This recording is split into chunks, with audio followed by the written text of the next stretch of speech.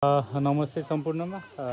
आज म तपाईहरुलाई यो विशेष गरी रामपुर नगरपालिका अब फटाङमा अवस्थित यो छाङ्गी झरनाको झरना त अहिले किनभने अब बर्खाको बेलामा नै अब झरना हुने हो के अरे। अब बर्खा लागिसकेको छैन। सम्पूर्ण देखाउने छु। यहाँ काम पनि चलिरहेको रहेछ सर। र यो रामपुर नगरपालिकामै पर्ने रहेछ सर। माथिपट्टि हेर्नेछौँ।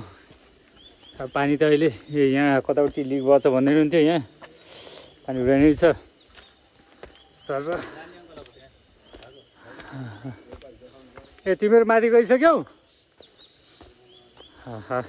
ल पानी हुन्थ्यो नि अझै सुनमा सुगन्ध हुन्थ्यो।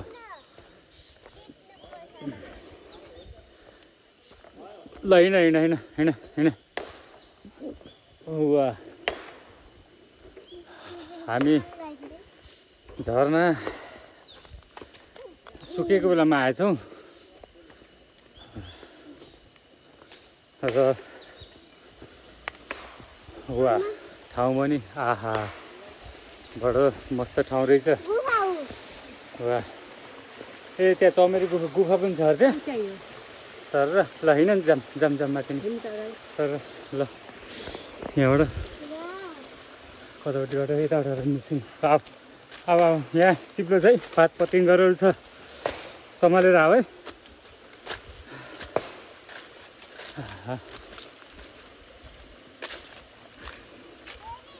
ल आऊ आऊ आऊ आऊ आऊ।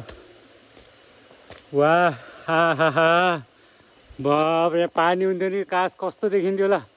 ओहो हो बाफ्रे बाफ्रे विशाल। ओहो चट्टान। यहाँ फेरि चमेरे गुफा चमेरा। ओहो गुफाहरू रहेछ यहाँ चमेरा। आकृति त मस्त छ त यार। यहाँ गुफा नै छ नि त। भयङ्कर गुफा नै छ। अँध्यारो छ।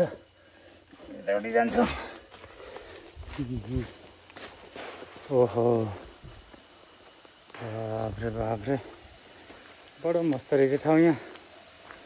वाह अरे वाह।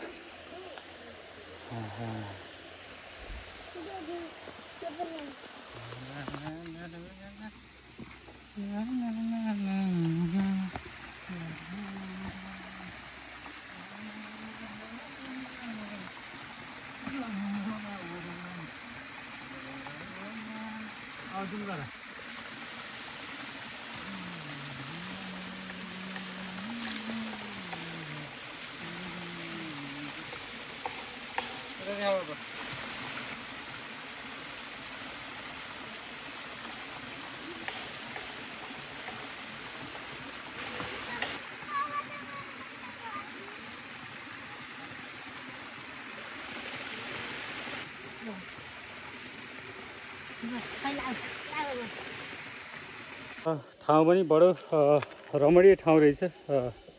राम्रो मन्दिर पनि रहेछ यहाँ।